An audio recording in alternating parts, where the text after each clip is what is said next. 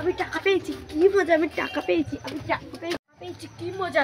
ও ঠাম্মি দেখো, আমি 500 টাকা পেয়েছি। হ্যাঁ, 500 টাকা পাইছিস? এই টাকাটা তোমার কাছে নিতেই হবে। তা দে, একাই টাকা খাইতে নাই, কুড়াইয়া পাইলে এই টাকা ঠাকুরে দিয়া খাইতে হয়। 500 টাকাটা পাইলাম আমি, উনি কাছে ঠাকুরটাই দাও। ঠাকুরে দিলে কি আর হবে? তাহলে আমারও তাহলে 50 টাকা দাও। ঠিক আছে, টাকাটা দে, আমি তাহলে 50 টাকা দিতে আসছি।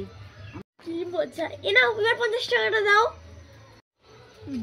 এই নে 50 টাকা। ও কি খুশি।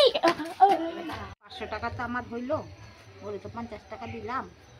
যাক দিদি, দিদি আপনার দেওয়া যে 1 সপ্তাহ আগে 500 টাকা ধার নিয়েছিলাম, সেটা আপনার নাতির হাত দিয়ে পাঠাইছি। সকালে আসতে পারি নাই, অনেক কাজ ছিল।